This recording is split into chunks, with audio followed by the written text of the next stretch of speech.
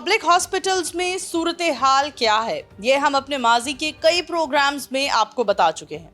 आज हम मौजूद हैं मेयो हॉस्पिटल में एक बार फिर, और तमाम तर सूरत हाल पर बात करने के लिए हमने रुख किया है एमएस मेयो हॉस्पिटल का। जनाब अब्दुल मुदब्बिर साहब हमारे साथ मौजूद हैं, आइए इनसे बात करते हैं। अस्सलाम वालेकुम। वालेकुम सलाम। क्या हाल है सर, कैसे हैं आप? अल्हम्दुलिल्लाह मैडम। सर क्या कहना चाहेंगे? सबसे पहले हम हेल्थ सेक्टर पर बात कर लेते हैं। आपने जब से एमएस की सीट संभाली है, क्या लगता है आपको, क्या बेहतरी आई है, क्या बेहतरी लाने में आप कामयाब रहे हैं? Thank you so much for sparing the time. मैं थोड़ा सा स्टैटिस्टिक्स आपके सामने रखना चाहूँगा। मेयो हॉस्पिटल का पब्लिक सेक्टर का सबसे बड़ा हॉस्पिटल है। किसी भी हॉस्पिटल का बड़ा या छोटा होने का अंदाज़ा उसकी बेड कैपेसिटी से लगाया जाता है। मेयो हॉस्पिटल की इस वक्त अप्रॉक्सीमेट जो बेड कैपेसिटी है डैट इज़ 3000। ठीक है। और it is catering to the needs of a very large sector of population. हमारे पास ना सिर्फ पंजाब बल्कि पाकिस्तान के दीगर सूबों से भी पेशेंट्स यहाँ पे आते हैं, और उसका रीज़न सिर्फ ये होता है कि जी यहाँ पे सर्विसेज बहुत अच्छी दी जाती हैं। अभी कल की ही बात है, एक रिटायर्ड ऑफिसर थे एक बड़े अहम इदारे के, वो मेरे पास तशरीफ़ लाए और अपना तारुफ़ कराते हैं कि जी मैं मरी से स्पेशल आया हूँ यहाँ पे। मैं बड़ा हैरान हुआ कि आप मरी से यहाँ पे क्यों आए हैं? तो उन्होंने कहा मैं मरी से यहाँ पे सिर्फ एक फ़लाँ डॉक्टर की वजह से आया हूँ, और मैंने उसी ही डॉक्टर से अपनी बहन का चेकअप कराना है। हालांकि मरी में, रावलपिंडी में बहुत हॉस्पिटल हैं, लेकिन एक जो ट्रस्ट था उनका मेयो हॉस्पिटल के एक स्पेसिफिक डॉक्टर पे, वो रिफ़्लेक्ट करता है कि हमारी जो सर्विसेज हैं वो बियॉन्ड द लाहौर बॉर्डर्स बाकी तमाम अज़ला और बाकी तमाम सूबों में भी जा रही हैं with a very good gesture. ठीक है। कुछ स्टैट्स की बात कर लें तो मेयो हॉस्पिटल में 24 घंटे में रोज़ाना 10,000 नए मरीज़ आते हैं। ठीक है। 3 से 4 हज़ार हमारे पास इमरजेंसी में आते हैं, और 5 से 6 हज़ार तकरीबन ओपीडी में आते हैं मुख्तलिफ शोबाजात में। तो 10,000 मरीज़ हमारे पास आते हैं। हर मरीज़ के साथ ऑन एवरेज अगर हम 2 भी अटेंडेंट्स लगाएं तो 30,000 तो सिर्फ हमारे पास पेशेंट्स और अटेंडेंट्स आते हैं फॉर देयर कंसल्टेशन। और हमारा अपना जो HR है वो तकरीबन 5,000 है, जिसमें doctors, paramedics, security, cleaners, staff nurses, everything. वो 5,000 वो लोग हैं। इसके अलावा फिर हमारे पास स्टूडेंट्स आते हैं, नर्सिंग स्टूडेंट्स, MBBS स्टूडेंट्स, वो भी तकरीबन कोई 6 से 7 हज़ार हैं। तो अप्रॉक्सीमेटली एक रफ़ कैलकुलेशन की गई थी, तो 50,000 is the foot step of Mayo hospital in 24 hours. ठीक है। अब जहाँ पे 50,000 की पॉपुलेशन एक दिन में विज़िट करेगी, तो वहाँ पे फिर हमने कंप्लाइंस की परसेंटेज देखनी होती है, कितने % सेटिस्फेक्शन रेट है पेशेंट्स का। बट अनफॉर्चुनेटली जो चीज़ हाईलाइट होती है वो 5 to 10% वो नेगेटिव कंप्लाइंस रेट होता है जो रिफ्लेक्ट होता है। जो 95 to 100% गुड कंप्लाइंस रेट है, रोज़ाना यहाँ से सैकड़ों की तादाद में मरीज़ सेहतयाब होकर डिस्चार्ज भी हो रहे हैं, वो अनफॉर्चुनेटली रिफ्लेक्ट नहीं होते। यहाँ पे रोज़ाना 150 से 200 मेजर सर्जरीज़ होती हैं, वो कभी रिफ्लेक्ट नहीं होती। यहाँ पे रोज़ाना 50 फ्री MRI होते हैं। फ्री का मतलब free. Mayo hospital is the only hospital in Punjab as per my knowledge जहाँ पे MRI टोटली फ्री है, even for OPD patients also. ठीक है। यहाँ पे 150 से 200 CT स्कैन्स होते हैं। अलोन इन द इमरजेंसी 80 से 100 CT स्कैन हो रहा है, जिसमें पेशेंट्स को इमरजेंसी में फ़िल्म भी दी जाती है, DVD भी दी जाती है, और 1 से 2 दिन के अंदर या कुछ एक्यूट केसेस के अंदर इंस्टेंटली उनको पेपर रिपोर्ट भी इशू की जाती है। अब हम अगर बात करते हैं आगे, हमारे पास कितने शोबाजात हैं। हमारे पास 28 मुख्तलिफ डिपार्टमेंट्स हैं, जैसे मेडिसिन का डिपार्टमेंट, सर्जरी का डिपार्टमेंट, एट्सेट्रा। इन हर डिपार्टमेंट के फिर आगे फर्दर यूनिट्स हैं, यूनिट 1, 2, 3, 4। जैसे सर्जरी की बात करें, डिपार्टमेंट एक है सर्जरी का, यूनिट आगे उसके 4 हैं, ईस्ट, वेस्ट, नॉर्थ, साउथ के हिसाब से। We have 74 departments which are catering to the needs of a large public which is coming to the Mayo Hospital on daily basis. इसी तरह जब 50,000 का फुट स्टेप आता है तो साथ में बाइक्स भी आती हैं, गाड़ियाँ भी आती हैं, एम्बुलेंसेस भी आती हैं, फिर दूर दराज से या लोकल लवाहिकीन भी आते हैं। तो it's not a hospital, it's a city, not even a town. But फिर भी अल्हम्दुलिल्लाह ये हॉस्पिटल एक लार्जर स्केल पे सर्विसेज को प्रोवाइड कर रहा है। ठीक थोड़ी सी हम बात कर लेते हैं मेडिसिन के हवाले से, जो कि एक बड़ा नहीं, यहाँ पर हम मेडिसिन पर भी आएंगे, जी। लेकिन यहाँ मैं एक सवाल करना चाहती हूँ कि हमने इतने फंड्स मिलते देखे हैं हेल्थ सेक्टर को। सीएम साहिबा ने हर स्पीच में हेल्थ सेक्टर को बेहतर से बेहतर बनाने की कोशिश की गई है। क्या कहेंगे आप, सिर्फ 3000 बेड्स पर कायम है मेयो हॉस्पिटल, जहाँ जो पेशेंट्स हैं उनका 10,000 आप हमें नंबर्स बता रहे हैं एक दिन के। तो नंबर ऑफ बेड कौन इंक्रीज करेगा, कैसे इंक्रीज होंगे? स्ट्रेचर्स नहीं है यहाँ पर, व्हीलचेयर्स में किल्लत है। क्यों ये सवाल सीएम साहिबा तक नहीं पहुँचाए जाते? नहीं, आपका बड़ा अच्छा सवाल है। देखें, नंबर ऑफ़ बेड इंक्रीज़ करना मसले का हल नहीं होता। नंबर ऑफ़ बेड इंक्रीज़ होते हैं as per the indoor capacity. ठीक है। अब इंफ्रास्ट्रक्चर में हमारे पास 9 ब्लॉक्स हैं, हर ब्लॉक में फिर 5, 6, 7 फ्लोर्स हैं, डिफरेंट हैं। अब इस वक्त करंटली बेड कैपेसिटी चूँकि फिल हो चुकी है। हाँ, अलबत्ता अगर फ्यूचर में कोई और नया ब्लॉक बनता है तो डेफिनेटली उसमें फिर बेड इंस्टॉल होंगे, बेड कैपेसिटी बढ़ जाएगी। अब सीएम साहबा की अगर हम बात करें तो उनका विजन ये नहीं है कि जो ऑलरेडी हॉस्पिटल जिनकी कैपेसिटी फुल हो चुकी हो उसमें जैसे तैसे बेड्स का इजाफा किया जाए। उनका विजन है कि नए अस्पताल बनाए जाएं। आप ख़ुद काउंट कर सकती हैं, एक जाल बिछाया जा रहा है अस्पतालों का। मैं लाहौर की बात कर लेता हूँ, जिन्ना इंस्टीट्यूट ऑफ कार्डियोलॉजी तकरीबन 250 से 300 बेड का हॉस्पिटल है, which is expected to be inaugurated in coming weeks and months.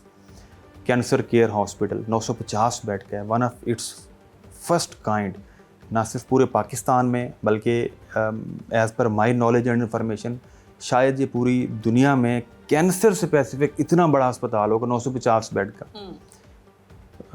तो ये इसके अलावा Sargodha institute of cardiology, Gujranwala children complex, DG Khan institute of cardiology और बहुत प्रोजेक्ट्स हैं। इवन गुजरांवाला में कार्डियोलॉजी का इंस्टीट्यूट भी बन रहा है। तो वो तो दर्जनों प्रोजेक्ट्स हैं हेल्थ के। लाहौर की बात करें तो एक डेडिकेटेड प्रोजेक्ट बन रहा है नवाज शरीफ मेडिकल सिटी के नाम से। ठीक है, ये बहुत बड़ा प्रोजेक्ट है, वो भी काफ़ी जो है वो कंप्लीट हो चुका है। अब आपने बात की मैडम की बेड कैपेसिटी, मैडम सीएम साहबा के विजन की बेड कैपेसिटी के हवाले से, तो वो इंक्रीज़ कर रही हैं लेकिन नए अस्पताल बना के। अब दूसरा है कि बजट के हवाले से आपने क्वेश्चन किया और स्ट्रेचर्स के हवाले से। इसमें एक ये भी सवाल करना चाहूँगी, मेयो हॉस्पिटल आपने खुद बताया दीगर अजला में, दीगर शहरों में, लाहौर के अलावा हर जगह फेमस है। मेयो हॉस्पिटल रेफ़र किए जाते हैं पेशेंट्स। ऐसे ही तो जब मेयो हॉस्पिटल में पेशेंट्स रेफ़र किए जा रहे हैं और मेयो हॉस्पिटल की ज़रूरत है, नीड है कि नंबर ऑफ़ बेड्स को, व्हीलचेयर्स को, स्ट्रेचर्स को बढ़ाया जाए, तो फिर ये नए नए अस्पताल बनाकर हम मशहूर तो हो सकते हैं कि फ़लाँ हुकूमत में बड़ा ज़्यादा काम किया गया, हेल्थ सेक्टर के लिए बहुत काम किया गया, जो काबिल तारीफ़ है, हम तारीफ़ भी कर रहे हैं। लेकिन मेयो हॉस्पिटल, जो पुराने हॉस्पिटल्स हैं, मेयो हॉस्पिटल हो गया, लेडी विलिंगटन हॉस्पिटल हो गया, चिल्ड्रन हॉस्पिटल हो गया, ये हॉस्पिटल्स हैं जो बहुत मशहूर हैं दीगर अजला में और सिटीज़ में। इन हॉस्पिटल्स की सूरत हाल को बेहतर नहीं किया जा रहा और नए हॉस्पिटल्स बनाए जा रहे हैं। आपको नहीं लगता ये लम्हा फ़िक्री है? आपका क्वेश्चन बहुत ज़बरदस्त है। देखें, जब हमारा एक घर होता है और फैमिली एक्सपैंड करती है तो हम एक फ्लोर और डाल लेते हैं, और फैमिली एक्सपैंड होती है हम एक फ्लोर और डाल लेते हैं, लेकिन अल्टीमेटली एक पॉइंट आता है कि हम एक्सपेंशन नहीं कर सकते। ठीक है। तो हम मूव करते हैं फिर कि हम जॉर्ज टाउन छोड़ के इकबाल टाउन में एक और घर बना लें। ठीक है। ऐसे ही अब मेयो हॉस्पिटल जो है ना, ये अंदरून लाहौर को प्राइमरली कवर करता है। अनारकली में ये लोकेटेड है, आपको पता ही है। अब ये लैंड लॉक है। ठीक है। तो इसकी फर्दर हॉरिजेंटल एक्सपेंशन नहीं हो सकती। अब अगर वर्टिकल एक्सपेंशन की बात करें कि हम की और टावर्स बना दें, तो हमारे पास जगह नहीं है अंदर। ठीक है। इस पे भी काम गवर्नमेंट कर चुकी है, इनिशिएट हो चुका है। किंग एडवर्ड मेडिकल कॉलेज, वो हमारा जो प्राइमरी यूनिवर्सिटी और कॉलेज है जिससे हम एफिलिएटेड हैं, उसका दूसरा कैंपस बन रहा है मुरीदके में। तो मेयो 2 के नाम से हॉस्पिटल भी प्रपोज्ड है उस मॉडल के अंदर। मेयो 2 इसलिए कि फिर चूँकि people they believe in the legacy of Mayo hospital, तो मेयो 2 भी प्रपोजल में शामिल है।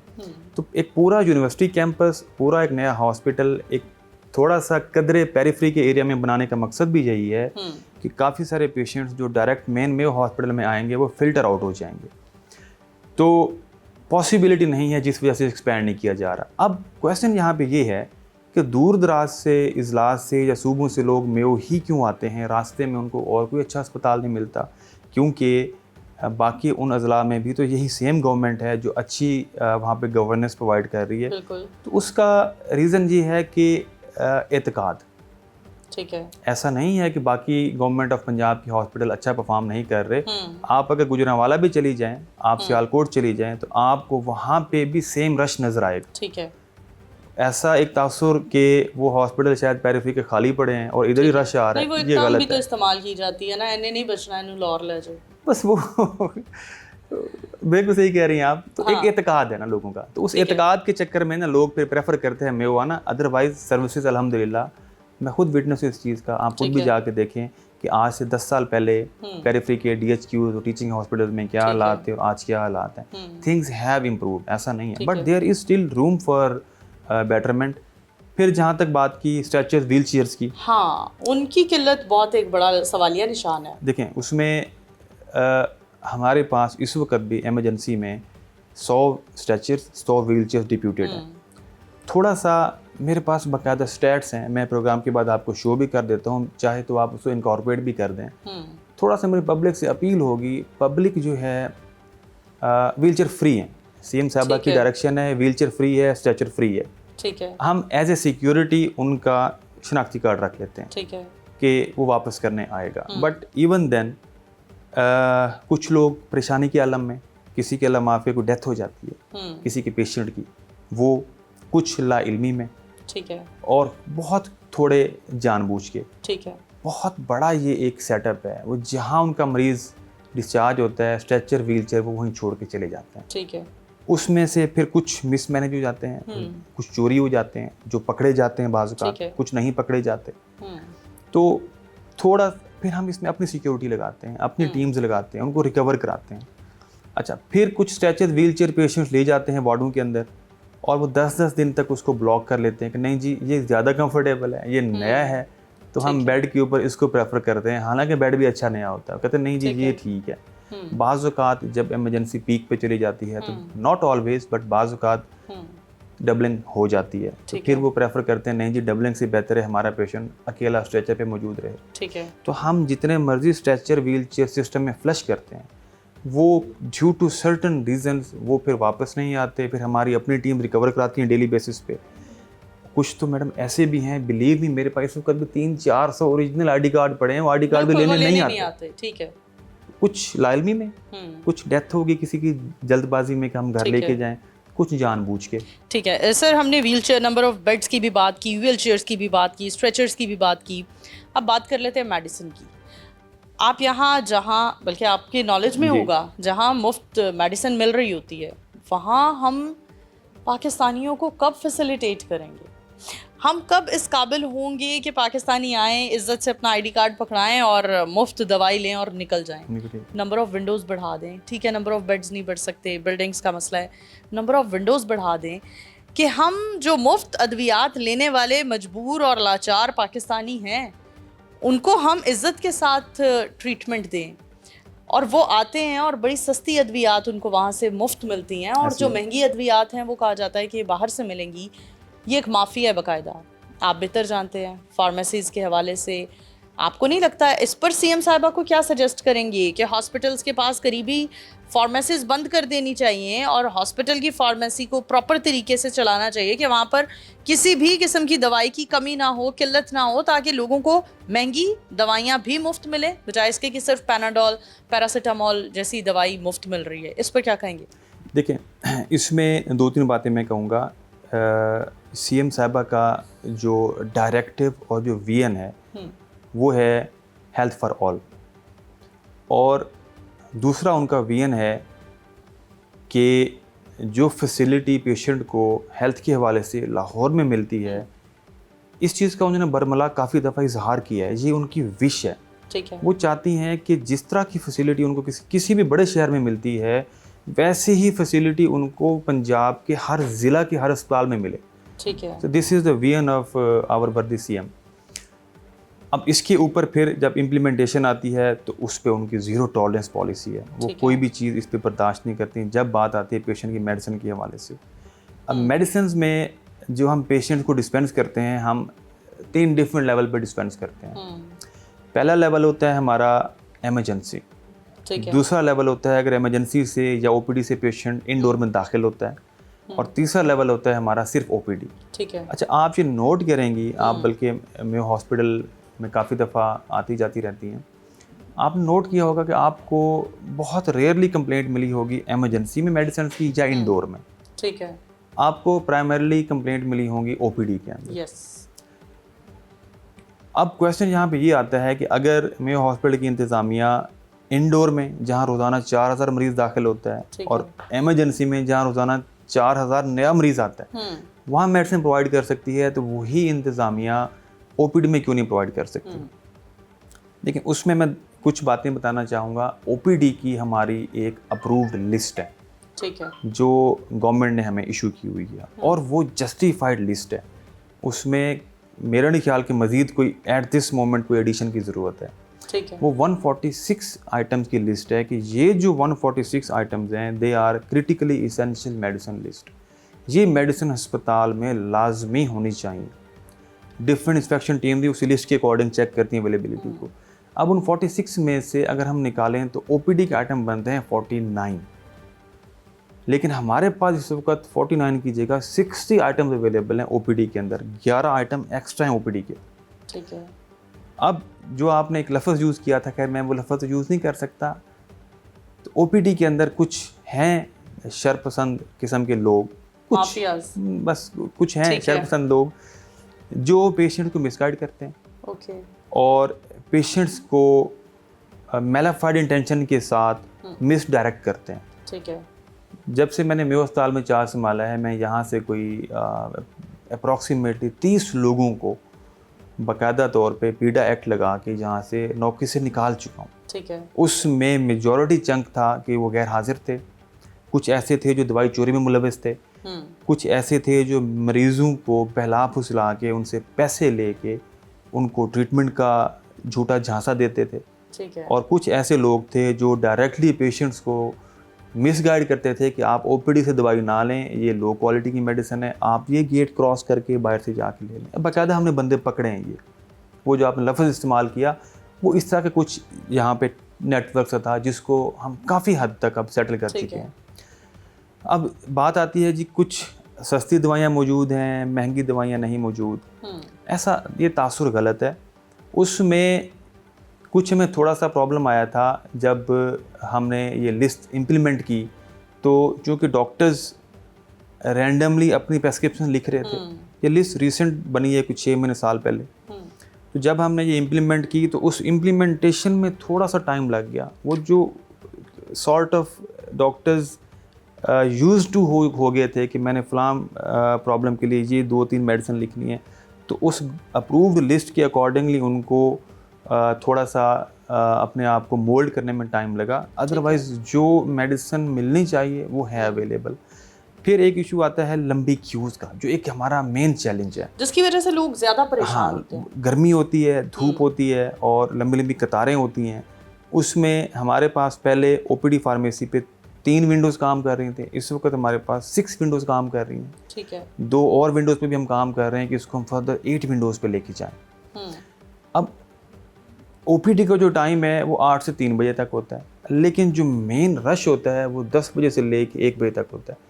वो जो ये 3 घंटे की विंडो है ना, उस 3 घंटे की विंडो के अंदर ही हमने कोई 3 से 4 मरीज़ को दवाई डिस्पेंस करनी है। ठीक है। तो उसमें जितने भी हम काउंटर्स बढ़ाएं, क्यू तो बनेगी, लेकिन ये है कि काउंटर बढ़ाने से थोड़ा सा उनकी एग्नी कम हो जाएगी। ओके। हम इस पे काम कर रहे हैं। ये जेन्युइन मसला है और मेरा ख्याल है कि शायद ये कुछ और अस्पतालों में भी है। तो government of Punjab, health department, ठीक है, और हमारी तमाम अथॉरिटीज़ इसके ऊपर डिलीजेंटली काम कर रही हैं, और इंशाल्लाह आने वाले दिनों में आपको ये बेहतरी भी महसूस होगी। अच्छा, हम दुआ गो हैं कि जल्द से जल्द पाकिस्तान के ख़ास तौर पर हेल्थ सेक्टर के मसाइल हल हों, क्योंकि ये कहा जाता है कि सीएम साहिबा की पल्स भी है। जी बिल्कुल, ऐसे कहती हैं कि बिल्कुल फैसिलिटेट किया जाए, बहुत सेंसिटिव है हेल्थ को लेके। बिल्कुल। हम ये भी जानना चाहेंगे, क्योंकि एक पाकिस्तानी होने की हैसियत से, फिर एक फील्ड वर्क करने की हैसियत से मेरा ये मुझे शर्फ हासिल है कि मैंने इस पर वर्किंग की कि बख्शीश क्यों मांगी जाती है गवर्नमेंट अस्पताल में, ख़ास तौर पर हर गेट पर, हर डिपार्टमेंट में एंटर होते हुए, व्हीलचेयर लेने के लिए हर जगह कुछ ख़वातीन और मर्द हजरात खड़े होते हैं, क्लीनर्स होते हैं, वो बख्शीश का रोना रोते हैं और वो लोगों को परेशान करते हैं, जिस बख्शीश के बार बार मांगने पर लोग काफ़ी ट्रिगर होते हैं। तो लिहाजा जब हम इस बात के, इस मसले की जड़ पर पहुँचे तो एक और मसला सामने आया कि ठेके पर दे दिया जाता है, लोग आते हैं और ठेका कर लिया जाता है उनके साथ, और जो क्लीनर्स हैं, गार्ड्स हैं, इनकी सैलरीज़ वो कंपनीज इनको दिए बगैर ही चली जाती हैं। सर ये एक बहुत बड़ी हक तलफी है कि एक इंसान को हम 6-6 महीने की तनख्वाह नहीं दे रहे। जब उनके रोने हमने सुने तो हम अपने दुख भूल गए, हम मरीजों के भी दुख भूल गए। तो ये जो ठेकेदारी का सिस्टम है, क्या ये बहुत मुनाफा बख्श है जो ये किया जा रहा है? क्या ये बहुत पॉकेट फ्रेंडली है? इस सिस्टम को ख़त्म करके क्यों नहीं किया जा सकता कि जैसे डॉक्टर्स को तनख्वाहें हॉस्पिटल की तरफ से मिलती हैं, गवर्नमेंट की तरफ से मिलती हैं, वैसे ही क्लीनर्स को और इन लोगों को भी तनख्वाहें, गार्ड्स को तनख्वाहें हॉस्पिटल की तरफ से मिलें, बल्कि ठेकेदारी वाला सिस्टम ख़त्म किया जाए। जी, इसमें ये आपने बड़ा एक ट्रिकी और बड़ा डिटेल्ड क्वेश्चन किया है, मैं इसका जवाब दूंगा। उसमें सिस्टम कोई गलत नहीं होता, ठीक है। सिस्टम की इम्प्लीमेंटेशन जो होती है ना, उसमें फ्लॉज हों तो सिस्टम फेल होता है, सिस्टम सारे अच्छे होते हैं। अब अगर आप स्टैट्स उठा के देखें या आप कोई एक स्टिंग ऑपरेशन करके देख लें, उसमें सिर्फ ठेकेदार वाला जो स्वीपर या सिक्योरिटी गार्ड है वो नहीं इन्वॉल्व होगा, ठीक है। चाहे वो हमारा रेगुलर सिक्योरिटी गार्ड क्लीनर है, कहीं कहीं वो भी इन्वॉल्व होगा। अब हम करते क्या हैं इसमें, हमारी क्या पॉलिसी है? हमने एक सेंट्रल कंट्रोल रूम इस्टेब्लिश किया है जिसमें हम इनकी रियल टाइम मॉनिटरिंग करते हैं कैमरास के थ्रू। और दूसरा हमने जो है एक 24/7 हमने एक कंट्रोल रूम को इस्टेब्लिश किया है, ठीक है। और उस कंट्रोल रूम का ये फ़ायदा है हमें कि sorry not control room, complaint centre, ठीक है, हमने वो इस्टेब्लिश किया। तो उस कंप्लेंट सेंटर में हमने जगह जगह बैनर्स भी लगाए हैं कि कोई भी आपसे बख्शीश तलब करता है तो वो वहाँ रब्ता करें, और ये भी लिखा है कि बख्शीश लेना देना मना है। बिल्कुल। लेकिन फिर भी कुछ लोग ये काम करते हैं, तो जब हमें रिपोर्ट होता है तो हम बहुत स्ट्रिक्ट मेजर्स लेते हैं। अभी मैं अगर आपको दिखा सकूँ इन कैमरा, ये एक कल हमें हमारे कंट्रोल रूम से एक मैंने पकड़ा एक वर्कर को जिसने ये देखें सारे पैसे, ये बाकायदा उसका ये कार्ड है ये, और ये एक हमें पेशेंट ने आके कंप्लेंट की, ये रात का टाइम है, हमारी टीम गई, उन्होंने छापा मारा और उसकी जेब से ये उन्होंने सैकड़ों रुपए बरामद किए, ठीक है, और इस गार्ड को हमने मुअत्तल कर दिया। ठीक, मैं आपको फॉरवर्ड कर दूंगा, आप इसमें चला देंगे, हम डबल विंडो में चल तो हम डिस्करेज करते हैं और बहुत सख्त एक्शन लेते हैं। इसका फ़ायदा भी हुआ है, इसका फ़ायदा ये हुआ है कि लोग थोड़ा सा डरना शुरू हो गए हैं, बाज आ गए हैं, क्योंकि जाहिर है वो नौकरी होगी तो फिर बाकी इनके मामला चलेंगे ना। सर उनका कहना है कि हमें तनख्वाहें ही नहीं मिलती, उस तरफ भी आ जाता हूँ, गुजर बसर कहाँ से? मैं उस तरफ भी आ जाता हूँ। जिनको तनख्वाहें पूरी मिलती हैं उनमें से भी कुछ लोग इस काम में मुलविस पाए जाते हैं। ये बेसिकली ये मुआशरे में तरबियत और अखलाकियात का फुकदान है, उसका ताल्लुक तनख्वाह से नहीं है। मैंने वो केस भी पकड़े हैं जिनको तनख्वाह पूरी मिलती है, वो केस भी पकड़े हैं जो हमारे रेगुलर एम्प्लॉयज़ हैं जिनको हम पूरी तनख्वाह देते हैं, वो भी ये काम करते हैं। अब ठेकेदार की बात करते हैं। देखिए, ठेकेदारी सिस्टम अच्छा है बुरा है उस पर तो कमेंट मैं नहीं कर सकता, कि कुछ लोग कहेंगे अच्छा है, कुछ कहेंगे बुरा है, उससे मुझे फ़र्क नहीं पड़ता, इम्प्लीमेंटेशन से फ़र्क पड़ता है। ठीक है। अभी एक हमारी कंपनी है जो यहाँ पे आउटसोर्स्ड है, तो उसने सैलरीज कम पे की, किसी को 20 में भी किसी को 25, इस तरह रैंडम थी वो। हमने रियल टाइम डाटा निकाल दिया और जब उसको बिल पे करने की बारी आई तो हमने उस कंपनी की एक महीने के बिल में से 68 लाख उसको फाइन करके हमने, मैं ऑन द रिकॉर्ड कैमरा पे कह रहा हूँ, आई कैन गिव प्रूफ, सिर्फ एक महीने का हमने उनका 68 लाख काट लिया उसमें से। ठीक है। अब प्रॉब्लम ये है कि वो जो 68 लाख है हमने काट लिया, अब वो पैसे ना ठेकेदार को गए हैं ना वर्कर को गए हैं। ठेकेदार का नुकसान हो गया, वर्कर रुल गया, पैसे हमारे पास वो बेकार पड़े हैं, क्योंकि हम डायरेक्ट वर्कर को दे नहीं सकते, हम ठेकेदार को देंगे, ठेकेदार आगे देगा।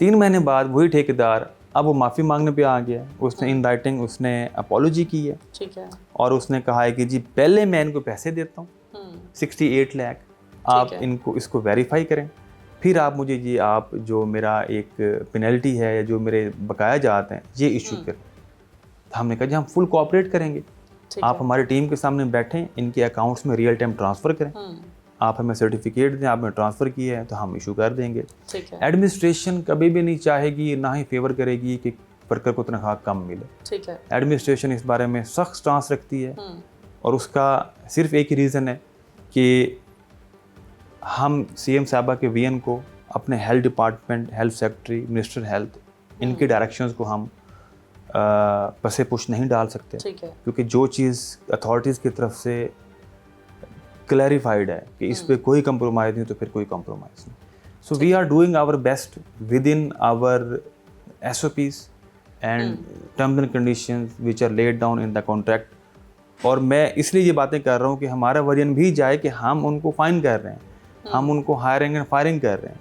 30 लोग तो मैंने खुद निकाल दिया रेगुलर, जो इस तक काम में मुलविस पाए गए, और फर्दर भी हम काम कर रहे हैं कि इसको मज़ीद जो है बेहतर करने की कोशिश करें। ठीक है। ओवरऑल आप भी एक पाकिस्तानी हैं, फिर मेहनत से इस मकाम तक पहुंचे हैं। हम ऐसा हरगिज़ नहीं कहते कि कोई अगर बड़ी सीट पर पहुंच जाए तो हम ये नहीं, हमें उसकी माजी की मेहनत को हमें कभी भी दरगुजर नहीं करना चाहिए। तो आप यकीनन मेहनत करके यहाँ पहुंचे हैं। तो क्या कहना चाहेंगे आज के दौर में जो डॉक्टर्स के गले में माइक्रो कैमरास डाल दिए गए हैं, वो मुनासिब हैं? डॉक्टर हजरात तो काफ़ी हमें शिकायत करते भी नज़र आते हैं, लेकिन आपको लगता है कि डॉक्टर्स के गलों में माइक्रो कैमरास, जो सीएम साहिबा ने एक इनिशिएटिव लिया है कि ऑन ड्यूटी कैमरास का इस्तेमाल किया जाएगा, और आपको लगता है ये एक मुनासिब फ़ैसला है और ऐसा होना चाहिए था? नहीं, देखिए मेरी बात सुनिए, ये जो है फ़ैसला डॉक्टर्स के लिए नहीं है, ये फ़ैसला स्टाफ नर्सेस के लिए भी नहीं है। ये इसे कहते हैं बॉडी वॉर्न कैमरास। ठीक है। ये फ़ैसला है सिर्फ कुछ सेक्शंस के लोगों के लिए, फार्मेसी के लोग जो स्टोर में मेडिसिन डिस्पेंस कर रहे हैं, उसमें डिस्पेंसर्स आ गए, उसमें स्टोर कीपर्स आ गए, उसमें सिक्योरिटी गार्ड्स आ गए जो उस स्टोर पे ड्यूटी दे रहे हैं, और वो भी सिर्फ ड्यूटी टाइम में। ठीक है, ताकि रियल टाइम पता चले कि वहाँ से कोई मेडिसिन की पिलफरिंग तो नहीं हो रही। और इस इनिशिएटिव के बाद करप्शन पर कितना कंट्रोल पाया? काफ़ी बेहतरी आई है, क्योंकि हम उन कैमरास की रिकॉर्डिंग्स को रैंडमली चेक करते हैं। ठीक है। और उसको फिर हम स्टॉक के साथ फिर रिकॉन्साइल करते हैं। काफ़ी फ़र्क पड़ा इस चीज़ से। ये एक अच्छा इनिशिएटिव है। इसको नेगेटिवली पोर्ट्रे इस तरह ना किया जाए कि डॉक्टर्स या स्टाफ नर्सेज के लिए, ये सिर्फ और सिर्फ उन वर्कर्स के लिए ड्यूरिंग द शिफ्ट टाइम में बॉडी पे कैमरा लगता है, आप बस अपना काम करें, उसमें कोई नेगेटिविटी नहीं होती। जो सीएम साहिबा का एक स्पेशल इनिशिएटिव है regarding the use of mobile phones. ठीक है। अच्छा, उसमें भी 2-3 बातें हैं। उसमें एक तो ये कि ग्रेड 18 या उससे नीचे के जो हमारे स्टाफ मेंबर्स हैं वो मोबाइल फ़ोन यूज़ नहीं करेंगे। ग्रेड 18 से ऊपर 19 ग्रेड का, 20 ग्रेड का, 21 ग्रेड का जो भी डॉक्टर या स्टाफ है या एडमिनिस्ट्रेशन है, वो इससे एग्जेम्प्टेड है। ठीक है। एक तो ये पॉइंट है, सब के लिए नहीं है ये। दूसरा, बाकी सब के लिए भी जो ये डायरेक्शन है वो भी ड्यूरिंग द ड्यूटी टाइम है। ठीक है। ड्यूटी टाइम के अलावा वो अपना मोबाइल यूज़ करें, कोई इसमें कबाहत नहीं है। और ड्यूटी टाइम में भी जो इसके पीछे एक main scope of this direction है, वो ये है कि आप पेशेंट को प्रायोरिटाइज करें। आप अब देखें ना, इतना लोड है मेयो हॉस्पिटल पे, और इस लोड को डील करते वक्त अगर ओपीडी में या इमरजेंसी में कोई डॉक्टर या staff nurse mobile phone use करे तो आप भी नहीं चाहेंगी, मैं भी नहीं चाहूँगा। तो फिर सीएम साहब क्यों चाहेंगी कि ड्यूरिंग द ड्यूटी की मोबाइल यूज़ करे? ठीक है। और ये कोई ऐसा नहीं है कि ये इस पर कोई बहुत ज़्यादा कोई इसको जैसे कहते हैं ना कि स्क्रूड अप किया गया, ऐसा नहीं है। For the reason of some urgent communication, pager system भी ऑल्टरनेटिव दिया गया। ऐसा नहीं कि बिल्कुल ही सांस बंद कर दिया गया, कम्युनिकेशन को बहाल रखा गया। ठीक है। सीएम साहब की डायरेक्शन है कि आप पेजर प्रोवाइड करें, हम कर रहे हैं। दूसरी डायरेक्शन ये है कि टेलीफोन एक्सचेंज को बेहतर किया जाए। उसमें काफ़ी हमारी एक्सचेंज जो हैं वो ओके हैं, नॉर्मल हैं। 2 के ऊपर काम चल रहा है, वो भी इंशाल्लाह जल्दी ऑपरेशनल हो जाएंगी। बाकी अगर कोई एक्यूट इमरजेंसी हो भी जाती है तो हमारे DMSs तमाम ब्लॉक्स में राउंड द क्लॉक प्रेजेंट होते हैं। डॉक्टर, स्टाफ नर्सेज उनसे कांटेक्ट भी कर सकते हैं। इवन वो DMSs मोबाइल फ़ोन यूज़ कर भी सकते हैं, उनको अलाउ भी कर सकते हैं केस टू केस बेस पे। ठीक है। लेकिन ऐसा कि ड्यूरिंग द ड्यूटी हर बंदा ही अगर फ़ोन पकड़ के बैठ जाए तो कोई भी नहीं चाहेगा, आप और मैं नहीं चाहेंगे तो डाइवर्ट हो हाँ, जाती है, बिल्कुल। सर, हम आपका बहुत ज़्यादा टाइम ले लिया, लेकिन बस एक आखिरी क्वेश्चन की तरफ जाते हैं। सबसे पहले आप एक इंसान हैं, फिर आप एक डॉक्टर हैं, फिर आप एमएस के इस सीट पर कायम हैं, अल्लाह आपको मज़ीद तरक्की दे। क्या कहते हैं, रवैया इलाज के हवाले से कितना मैटर करता है? और गवर्नमेंट हॉस्पिटल की नर्सेस का, डॉक्टर्स का रवैया बहुत पैथेटिक कंसीडर किया जाता है। हमने बड़ी सारी कंप्लेंट्स भी सुनी है, हमारा पर्सनल एक्सपीरियंस भी कह लें।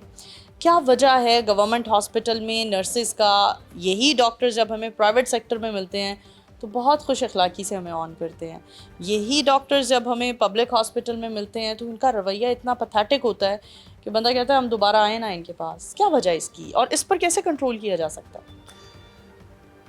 देखिए, फिर बात करूंगा मैं कि मेरे हॉस्पिटल में रोज़ाना 10,000 मरीज़ आते हैं।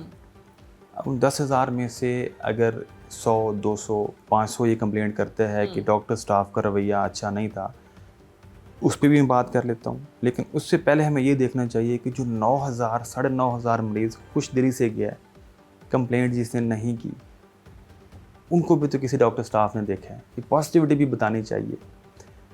अब जो 100, 200 या 500 लोगों के साथ स्टाफ रवैया अच्छा नहीं था, मैं उसको डिस्करेज करता हूँ, नहीं होना चाहिए। उसमें ये कहना कि स्टाफ या डॉक्टर ने ही उनके साथ मिसबिहेव किया है, हम चूँकि रोज़ाना कंप्लेंट डील कर रहे होते हैं, रियल टाइम देख रहे होते हैं, बाज़ औक़ात उसमें स्टाफ की गलती होती है, मैं डिनाई नहीं करता, होती है। उसको फिर हम as per hour ethical standards and rules उसको हम पे डील करते हैं, सज़ाएँ भी देते हैं, जो रिपोर्ट होता है। लेकिन बाज़ औक़ात पब्लिक की तरफ से भी बैड एटीट्यूड होता है, उसको भी थोड़ा यहाँ पे एजुकेट करना चाहिए। I agree. देखिए, अगर हमारे पास एक बैग हो, what goes in must come out, उस बैग में आप एप्पल डालेंगे, एप्पल ही आएगा, अंदर से बनाना नहीं निकलेगा। ठीक है। तो इस मेयो की 4 दीवारी में सुबह के टाइम जो स्टाफ आता है वो भी पाकिस्तानी है, जो मरीज़ आता है वो भी पाकिस्तानी है, बिल्कुल। तो वो एक ही मुआशरे का हिस्सा है। तो सेब आ रहा है, सेब ही निकल रहा है। तो आप इस चीज़ को छोड़ दें कि वो डॉक्टर है, वो पेशेंट है। इस वक्त हमारे मुआशरे का हिस्सा है। तो ये मुआशरे के अंदर बेसिकली तरबियत और अखलाकियात का थोड़ा सा फुकदान देखने में आ रहा है, वो दोनों तरफ से। लेकिन मैं बड़े दावे से कहता हूँ कि मेरे हॉस्पिटल में डॉक्टर्स स्टाफ का जो रवैया और कम्युनिकेशन स्किल्स हैं वो ओवरऑल आप देखें तो बहुत अच्छा है। देयर आर स्टिल लैप्सेस, वो दोनों तरफ से हैं, doctors, staff and patients also. हम उसमें करते क्या हैं जी, हम रिपीटेड वर्कशॉप्स कराते हैं कम्युनिकेशन स्टैंडर्ड्स के ऊपर और एथिकल कंप्लायंस के ऊपर, और उससे वाज़ेह फ़र्क पड़ा है। और जब हमारे पास कोई कंप्लेंट आती है तो उनकी हम सॉर्ट ऑफ तरबियत ही कहते हैं दोनों साइड से। ऐसा हुआ डॉक्टर साहब कि गवर्नमेंट हॉस्पिटल की नर्सेज बहुत मशहूर हैं बद अखलाकी में और गुस्सा करने में, कभी ऐसा हुआ कि कोई आपको भी फील हुआ हो कि ये नर्स मरीज़ के लिए मतलब बड़ी गलत साबित हो सकती हैं? नहीं, ऐसा नहीं। अच्छा, नर्सेज देखें, हमारी बहनें राउंड द क्लॉक खिदमत कर रही हैं। फिर मैं रिट्रीट करूंगा, आप वो स्टैट्स भी चलाएं कि कितने खुश होकर गए, दुआएं दे के, झोलियाँ उठा के दुआएं दे के बहुत जाते हैं, और कुछ बुरा भला भी कह के जाते हैं, दोनों चीज़ें हैं, लेकिन ज़्यादा खुश होके जाते हैं। देखें, 150 सर्जन रोज़ाना होती हैं, 150 MRI CT स्कैन होते हैं, 10,000 मरीज़ देखे जाते हैं, तो खुशी भी तो है ना इसमें।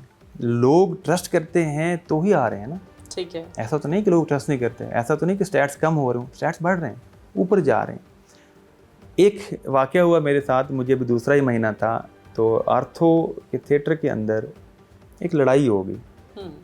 तो एक मखसूस शोबा है हमारा, मैं उनको हाईलाइट नहीं करूँगा, उसके लोग थे वो कि 25-30 लोग मेरे ऑफिस में आ गए शिकायत करने, लड़ाई करने की, हम फलां हैं, ये हमारा प्रोफेशन है और हमारे साथ एक स्टाफ नर्स ने मिसबिहेव किया। मैंने कहा ऐसे कैसे हो सकता है, आप तो बड़े मोअज़्ज़ज़ पेशे से हैं। कहते जी आप बुलाएं, पूछ लें। मैंने बुला लिया, ऑफिस में सिस्टर आ गई मेरे पास। मैं सिस्टर क्या हुआ? सिस्टर ने कहा कि सर मैंने कोई बदतमीज़ी नहीं की, आप कैमरास देख लें।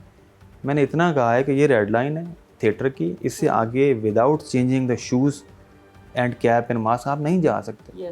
ये कहते नहीं जी हम तो वो हैं, हम तो जाएंगे, आप कैसे रोक सकती हैं हमें? कहती मैम फिर थोड़ा सा सख्ती पे आ गई कि पेशेंट की सेफ्टी का कंसर्न है, ये फिर बदतमीज़ी पे आ गए। और ये उन्होंने एक्नॉलेज किया कि हाँ जी हमने किया, लेकिन इन्होंने हमें अच्छे से नहीं समझाया, इन्होंने बड़े रूडली बात की। ठीक है। देखिए जब स्टाफ काम कर रहा होता है, स्टाफ लिखा भी हुआ था ऊपर कि यहाँ से आगे लवाकिन के जाना मना है। ठीक है। पढ़े लिखे हैं, लिखा है, उन्होंने आपको मना कर दिया। बजाय इसके कि आप इस चीज़ के ऊपर कंप्लाइंस दें कि हमारी और हमारे मरीज़ की बेहतरी के लिए वो मना कर रही है, बिल्कुल। आप उल्टा कह रहे हैं कि जी इसने सही से नहीं समझाया और इसने अच्छे से बात नहीं की। एक अल्टीमेटली मैंने उनसे माफ़ी मांगी, मैंने कहा जी एज MS इनके रवैये कि मैं माफ़ी मांगता हूँ, मसला फ़ौरन ख़त्म हो गया। हाँ। तो ये मैंने उनके अखलाकी दर्स दिया था कि अगर आप बड़ी सीट पे बैठे हों तो दिल बड़ा करना होता है। बिल्कुल। तो सीट बड़ी नहीं होती, आपके जो करैक्टर्स हैं ना वो बड़े होने चाहिए। वो इतने खुश हुए, अब वो खुश होंगे जी हमने MS से माफ़ी मंगवा ली, लेकिन मैंने मसला हल कर दिया, मैं इसमें खुश हूँ। हाँ। यही मैंने नर्स को समझाया, आप भी ऐसी अच्छे से एक्सक्यूज़ कर देती हैं, अच्छा भाई अब बात बुरी लगी है तो आई एम सॉरी, लेकिन आप आगे ना आए। तो हम ये सारी अखलाकियात करते रहते हैं। मामला हम यूजली डिफ्यूज़ करते हैं, दोनों पार्टी की सुलह कराते हैं। ठीक है। वो हमारी बहनें हैं, वो हमारे भाई हैं जो इलाज के लिए आए हैं। ठीक। एक और चीज़ मैं यहाँ पे इस, अब चूँकि ज़ाहिर है आपने भी मेरा टाइम लिया तो मैं भी थोड़ा टाइम आपका ले लूँ जी। देखिए रिपोर्टिंग और जो फैक्ट्स हैं वो बताने चाहिए, रूम फॉर इम्प्रूवमेंट भी होनी चाहिए और इंटेंशन होना चाहिए इशू को पॉजिटिवली हाईलाइट करना, ताकि एडमिनिस्ट्रेशन उसके ऊपर अपनी डायरेक्शन और अपनी एनर्जीज़ को रीडायरेक्ट करे।